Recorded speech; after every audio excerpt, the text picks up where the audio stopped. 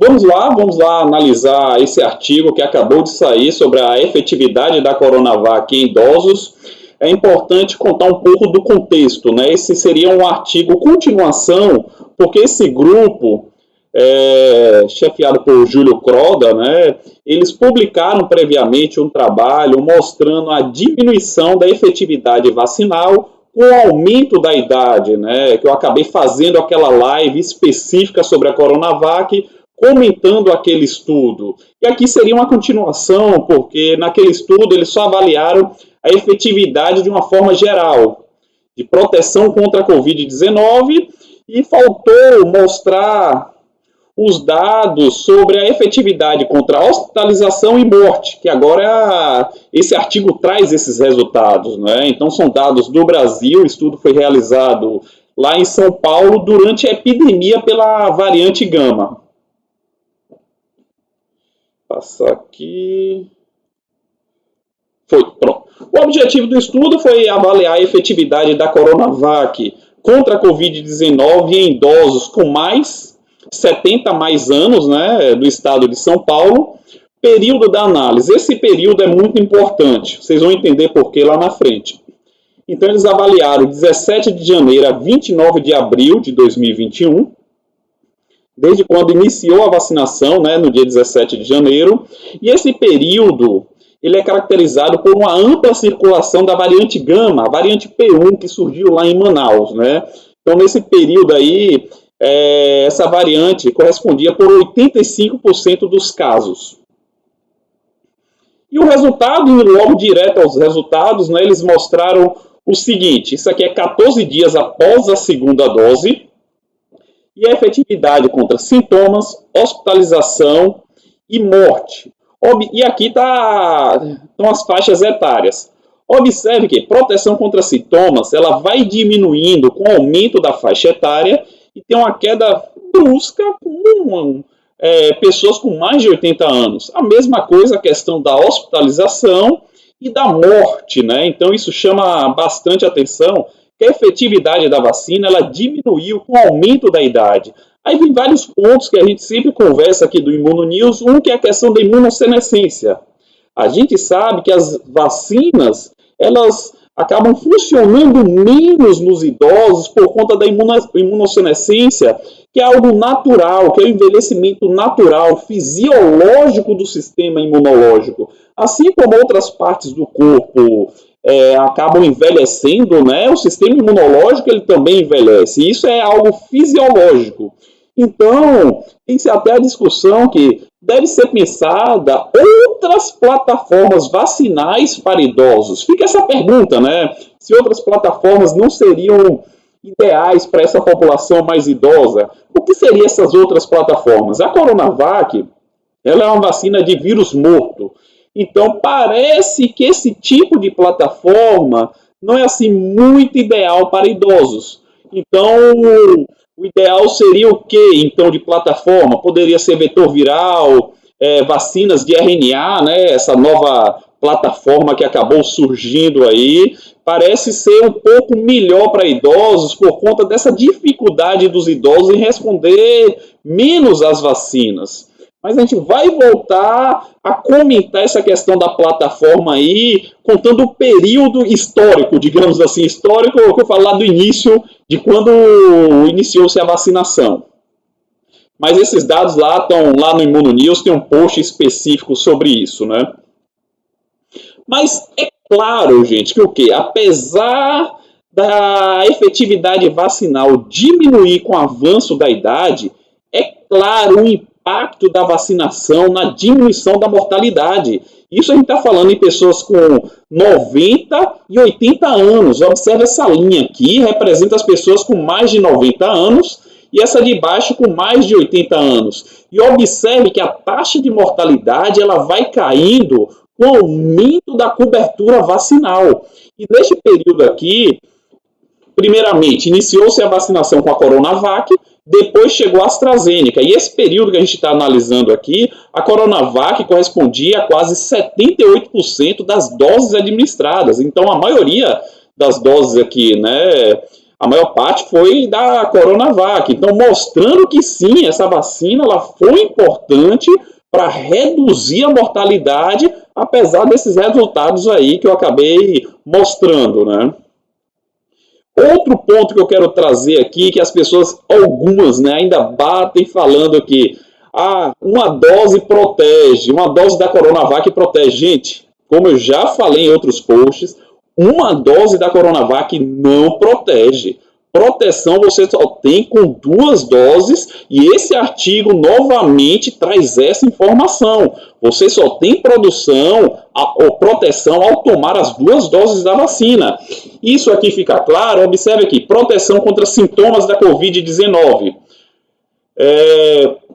14 dias após a primeira dose, você tem 12,5% de proteção contra a Covid sintomática e 14 dias após a segunda dose, 47% de proteção.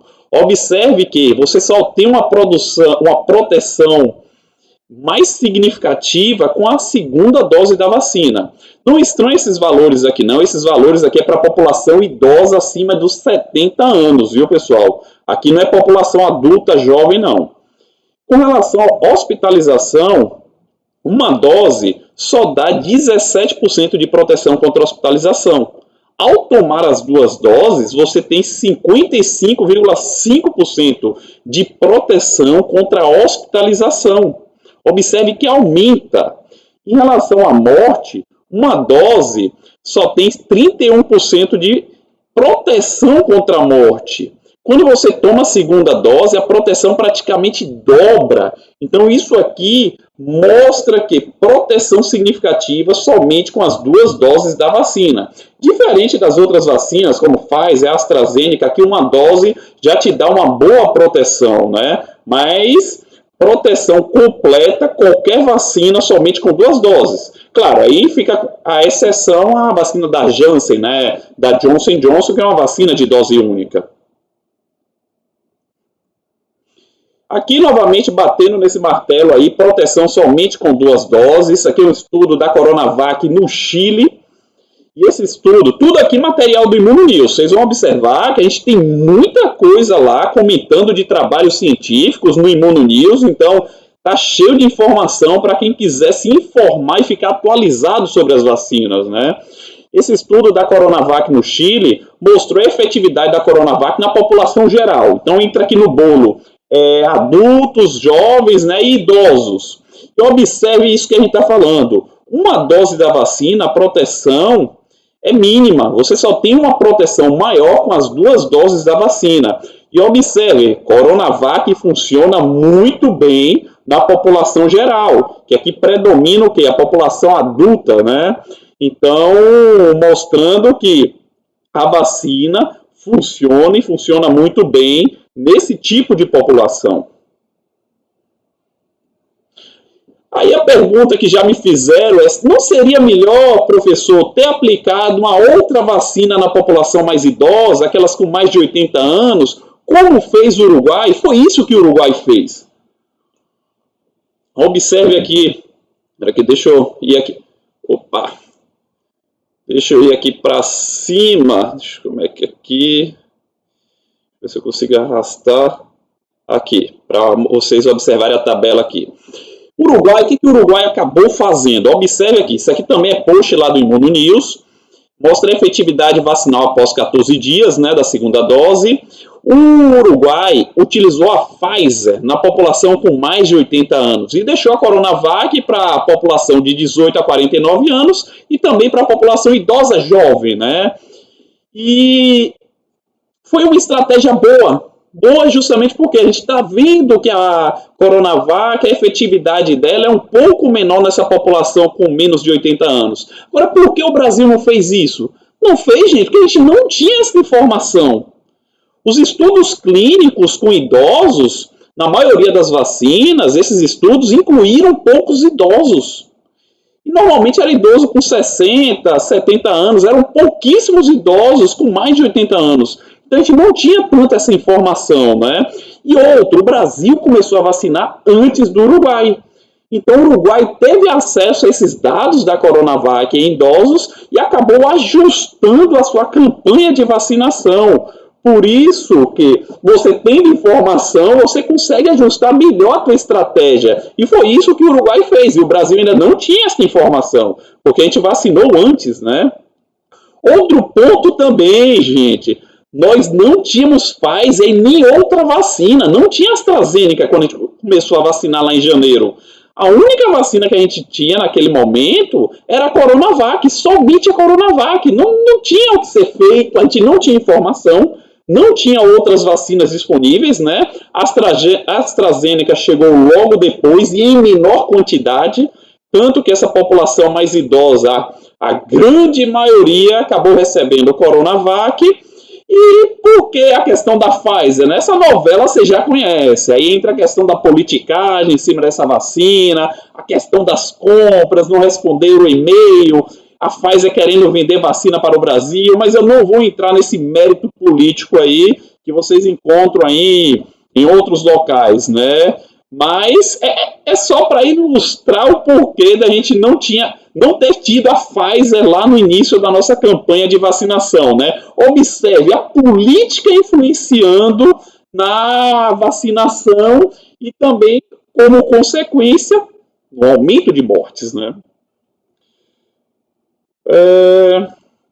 Sim, e com relação ao efeito indireto da vacinação, que eu comentei lá no post, né, desse estudo lá no Imuno News, porque esse estudo ele só avaliou o efeito direto, que é o efeito individual da vacinação. Você também tem o efeito indireto, isso que é o bonito da vacina, da vacinação, porque você tem esse efeito indireto. Esse efeito indireto ele vai surgindo quando você começa a vacinar mais pessoas. É como se fosse a imunidade de rebanho, mas aqui ainda a gente não tem imunidade de rebanho, mas é como se fosse, né?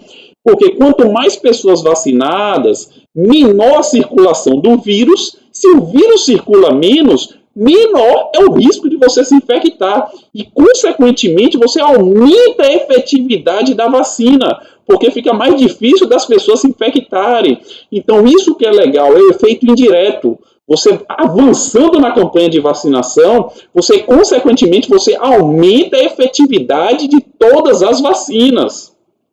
Isso fica claro quando a gente analisa esses dados. Novamente, tudo post aqui do Imuno News, ainda falando sobre o efeito indireto da vacinação. Observe aqui. Esse estudo que eu estou comentando aqui é do período 17 de janeiro a 29 de abril. A gente tem que analisar o contexto histórico, né?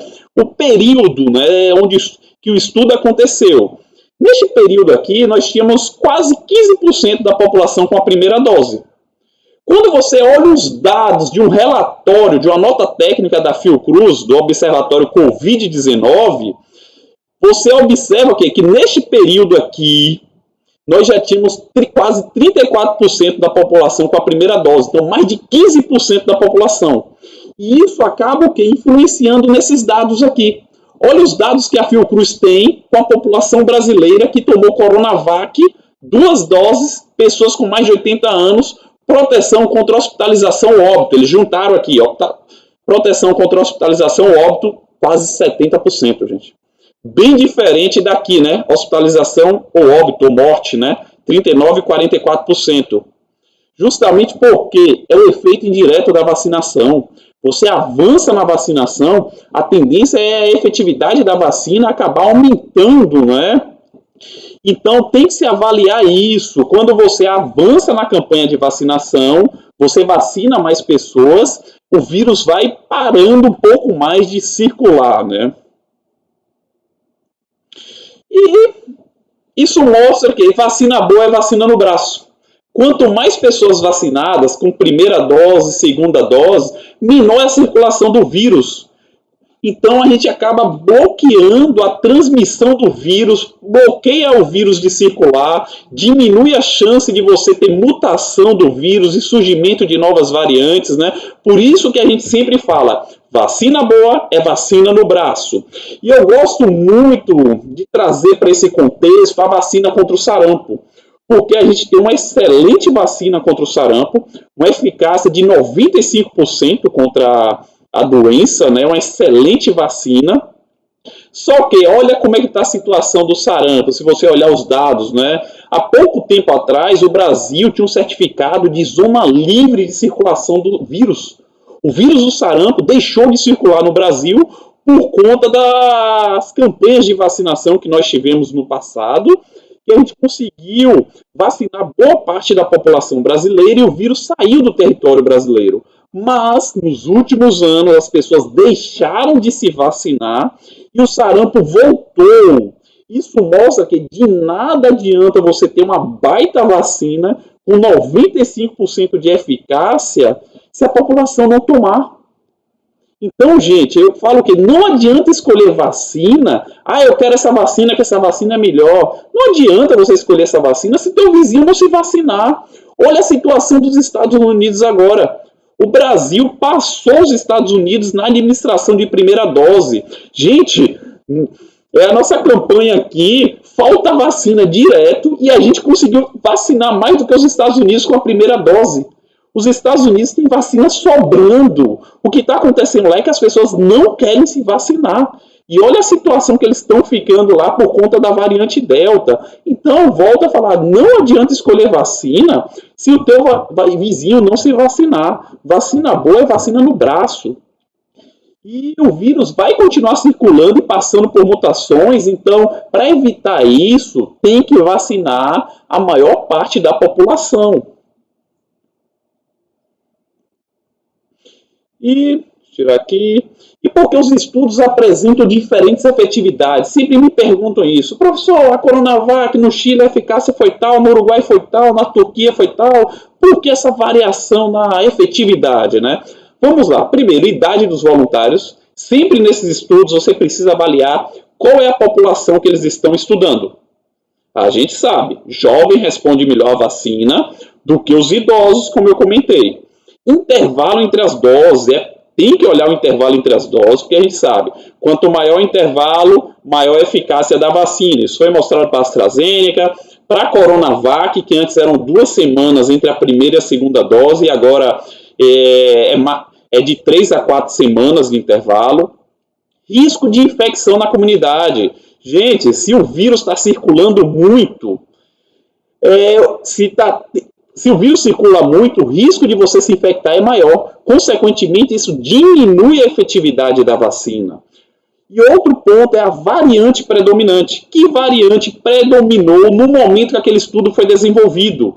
Tudo isso aí afeta a efetividade da tua vacina. Por isso que a gente observa que esse número muda de país para país, né? Por conta desses pontos aí e outros mais que acabam influenciando, que eu não trouxe todos aqui. Aí fica a pergunta, dose de reforço, terceira dose ou dose de reforço, o que deve ser feito? Bem, neste momento, se for pensar em dose de reforço, seria nos idosos. Primeiramente nos idosos, ou até pessoas com baixa imunidade, aquelas pessoas que transplantadas, pessoas que usam drogas imunossupressoras, que tem alguma doença autoimune. Você poderia pensar nessas pessoas. Na população geral, como alguns países já cogitam aí, neste momento não é muito bom, por conta até do que diz a Organização Mundial da Saúde, né? Olha essa nota aqui também, essa reportagem. Em 6 meses, 75% das vacinas foram apenas usadas em 10 países. Gente, a gente não vai dar um basta nessa pandemia vacinando alguns países, não. O vírus está circulando pelo mundo todo. Se você não controlar o vírus no mundo, não adianta você vacinar 100% a população de um país, porque o vírus vai continuar sofrendo mutação, pode surgir novas variantes e as vacinas deixam de funcionar. Então, de nada adianta você concentrar vacina em alguns países. Tem que distribuir. Então, antes de pensar numa terceira dose para a população toda, numa dose de reforço para a população toda, primeiramente a gente tem que compartilhar as vacinas com os países pobres. Olha isso aqui, falando aqui, ó, que os países africanos receberam 1,4% das vacinas, né? e que outros países pobres receberam 0,2, gente. Então a gente não vai conseguir dar um basta na pandemia desse jeito. Olha a variante Delta aí, que surgiu lá na Índia. E outras variantes vão surgir nesses países aí que estão vacinando menos porque eles não têm condições financeiras para comprar vacina, né? Então a gente tem que pensar nisso aí tudo quando for pensar em estratégia. E outro ponto também é o quê? Como proteger os nossos idosos. Vacinar os familiares. E isso já deve ter acontecido por conta das faixas etárias aí de vacinação nos estados, né? Tem muitos estados aí, muitas cidades já chegaram aos 18 anos, né? Então você tem que vacinar os familiares desses idosos, têm que estar vacinados, porque você acaba parando a circulação do vírus naquele ambiente. E com isso você acaba protegendo os idosos. É aquele efeito também indireto da vacinação, pessoal. Então tem outras formas você de proteger esses idosos. E também o uso da máscara, né? Quando você for sair de casa. Né? Outro ponto também é o quê? Quando for pensar em terceira dose ou dose de reforço, é vacinação heteróloga. Na minha opinião, outros especialistas também apontam para isso, é vacinação heteróloga. Não só para a Coronavac. O que é isso? Dar a terceira dose ou a dose de reforço com outra plataforma de vacina. Se o cara tomou Coronavac, dê agora AstraZeneca ou dê Pfizer. Se a pessoa tomou AstraZeneca, dê Pfizer ou dê Coronavac. Não repetir a mesma dose da vacina. Então, vacinação heteróloga é isso. Quando você utiliza a dose de reforço diferente da primeira e da segunda dose. Isso é importante porque acaba potencializando a resposta imunológica. Já tem trabalhos mesmo mostrando que a pessoa que tomou AstraZeneca e recebeu como primeira dose AstraZeneca e recebeu a segunda dose de reforço pela Pfizer, o sistema imunológico foi mais estimulado. Então isso é interessante. Então se for pensar em dose de reforço, neste caso a minha opinião e sugestão é que seja uma dose de reforço com a vacina diferente. Se a pessoa tomou Pfizer, toma a dose de reforço com a AstraZeneca ou então com a Coronavac. Claro que isso precisa ser liberado pelo Ministério da Saúde, né? E para finalizar, mais um alerta é o seguinte: Coronavac, gente, população jovem aí, adulta, que tomou a Coronavac, excelente vacina para a faixa etária de vocês. Então, esse estudo que eu estou mostrando aqui é mais na população idosa, né? Essa questão que a gente está discutindo aqui. Eu trago novamente esse estudo aqui, foi feito na Turquia, um ensaio clínico com a população jovem de 18 a 59 anos e mostrou a eficácia de 83,5%. Então, a vacina funciona muito bem na população adulta. Então, não tem com que se preocupar. Outro alerta também que o estudo traz é em relação aos diabéticos. A efetividade da vacina cai bastante em pacientes diabéticos. Então, aqui mostra que a efetividade foi 50,5% nas pessoas sem diabetes e as pessoas com diabetes 32,6%. Eles não falam se a doença estava controlada ou não. Possivelmente não estava, né? Então é um alerta o quê? Você que tem alguma doença crônica, é muito importante fazer o controle da tua doença. Isso vai ter um impacto significativo na tua qualidade de vida e, na eficácia, na efetividade da vacina. Então é isso aí, pessoal. Se gostou do vídeo aí, deixa a curtida, deixa o seu comentário aí, o que achou, tudo. E aí, deixa também o seu comentário, o que vocês acham aí em relação à dose de reforço, como é que deve ser feito, essa questão aí da má distribuição da vacina pelo mundo afora e as consequências que isso pode ter, né? Valeu!